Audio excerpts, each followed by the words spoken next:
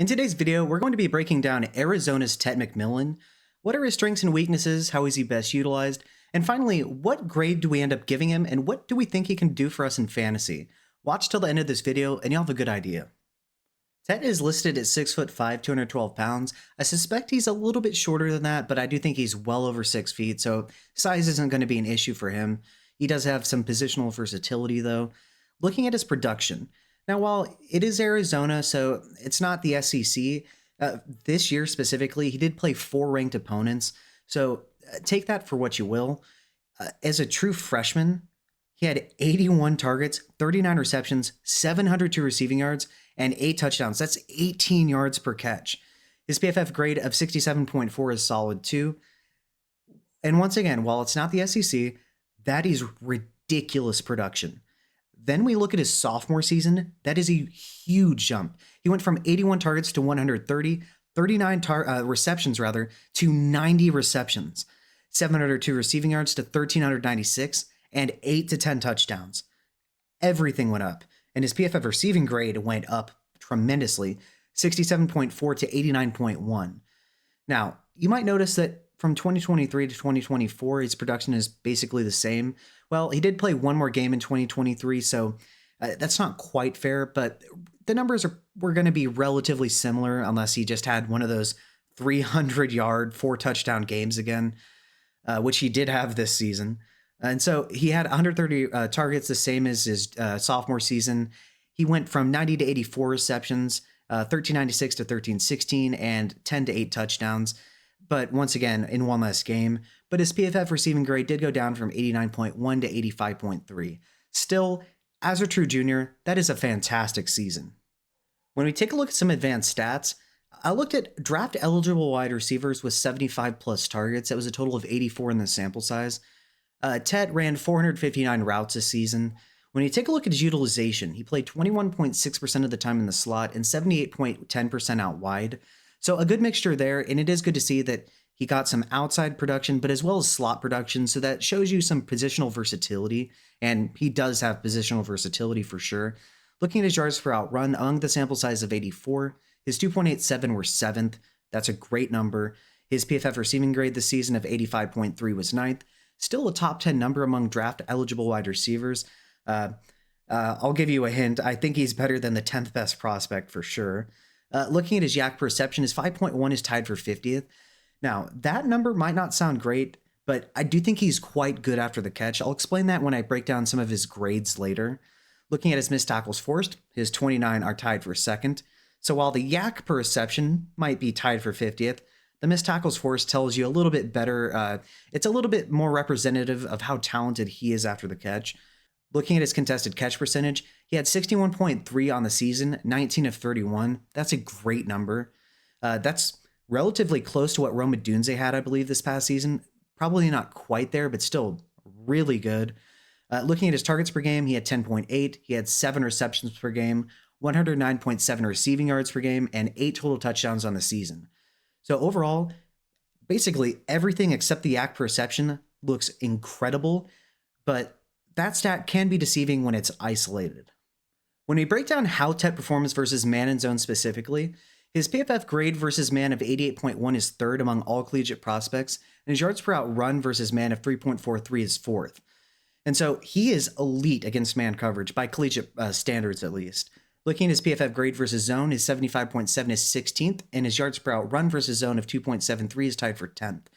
I do agree that he's a little bit better against man than zone, but make no mistake, he knows how to find the soft spots in zone and sit down. There's no issue there. Looking at his PFF grade on screens, he didn't have enough reps, although I suspect he would be decent after the, I mean, he's really good after the catch. I don't think he would be poor on screens. His PFF grade in the slot of 88.9 is 9th. And so we saw that he was used about 21% of the time in the slot. And so, it's great that somebody's moved around, but if they're not actually good where they're being played, then that doesn't really mean anything. He is that good in the slot, and he has such a size advantage in the slot too. I really hope the team that drafts him, I hope they move him around, obviously, but I really hope they give him some big slot time. And his first downs caught of 55 is tied for 5th. Moving on to Tet's grades. So, like I said, they list him at 6'5". He's Probably a little bit shorter than that in my opinion, but 212 seems about right. He's a true junior. My valuation of him is that he's worthy of a top 10 draft pick. My comparison, he's a little bit like Drake London and Brandon Marshall. So both are absolutely dominant at the catch point and very good movers and yards after catch guys for their size and weight. And so I think those two are very good comparisons. His official grade ends up being an 87 out of 100. As you can see, that is a great prospect. And so while you might think, oh, he's not elite, he is really close to being an elite prospect, in my opinion. There are just some things about the way I personally grade prospects that are keeping him from being an elite prospect. But some people may be a little bit higher on him, depending on what they value. In terms of his short routes, I give him a 5 out of 5. He has a really good comeback. He's very good at selling deep, the 9 route. He has a really good shallow cross, option routes as well. This guy does it all. In terms of his medium routes, I will say the best route I think he runs is the dig route. Think about wide receivers like Puka Nacua and how they live off of these routes. His deep routes. He's the one thing about him is, as you can see, his speed, I give him a 6.5 out of 10. So I don't think he's really going to be stacking too many corners, honestly, on 9s.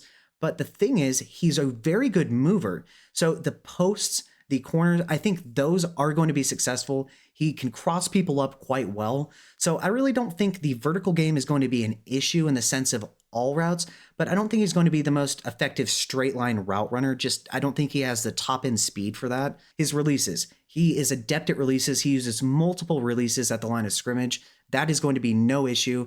His size as well. I don't think he's going to have any issue with most cornerbacks in that regard.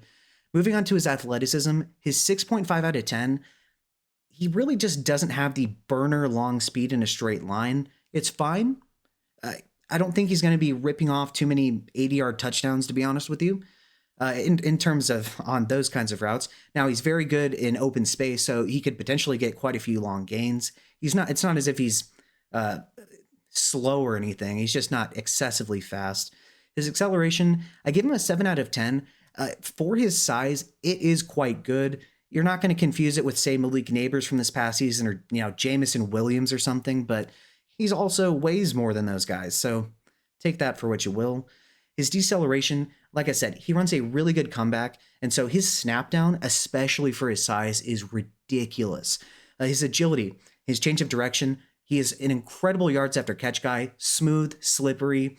I really don't know why they didn't use him on more screens. I do think that he's going to be good at the NFL level in the screen game. Looking at his catching, I gave him a 4 out of 5. There are some drops, but relatively, it's not an issue by any stretch of the imagination. His catch in traffic, he is dominant at the catch point. He is going to come down with quite a few contested catches, but I do think a decent amount of the time he's not going to need to, which is good. We prefer receivers that can get separation. Like I said, his run after a catch, 5 out of 5. Slippery, smooth, he has very good spatial awareness. That's something I didn't mention yet. He is absolutely aware of where he is on the field and where everyone else is. No worries there. Dog factor, 5 out of 5.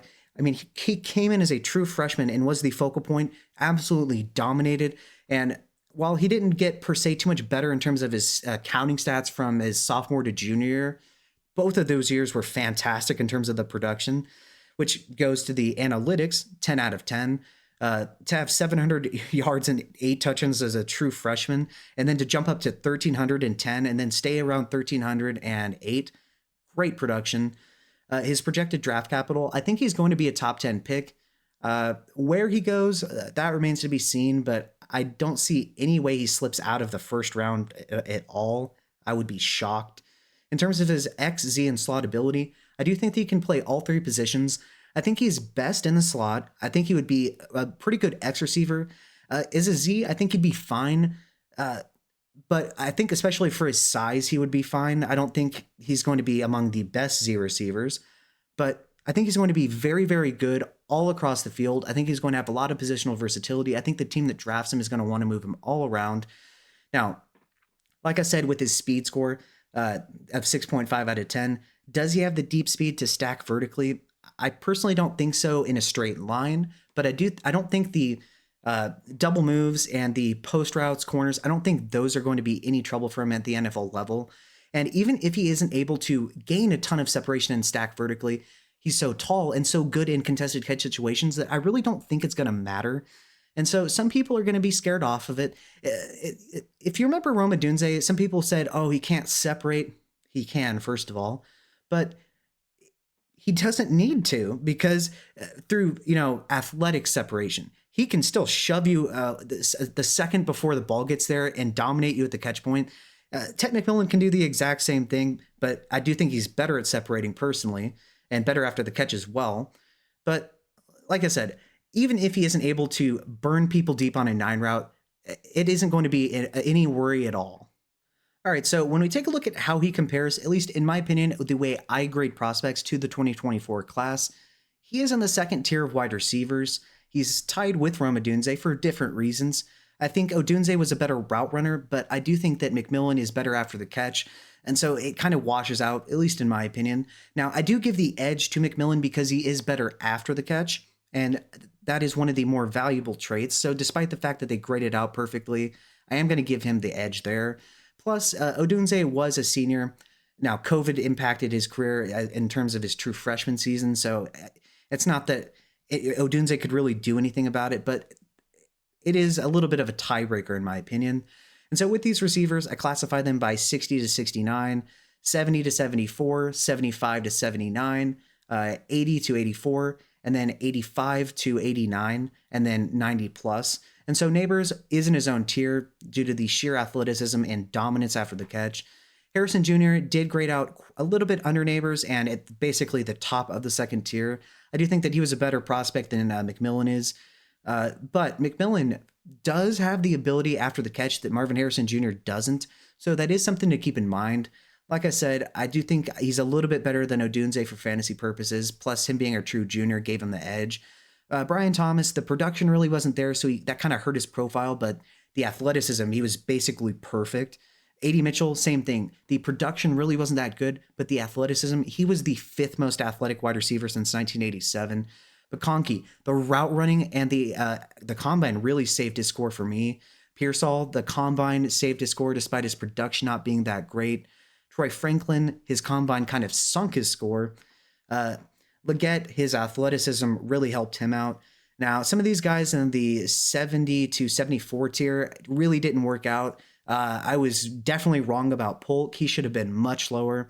I was a little bit too low on McMillan. Worthy. Burton really suffered because of his character.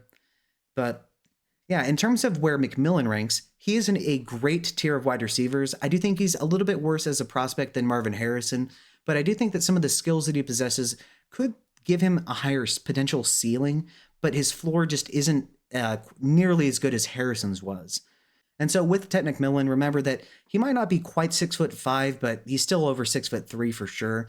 About 212 pounds, he's a true junior. I do think he's worthy of a top 10 pick.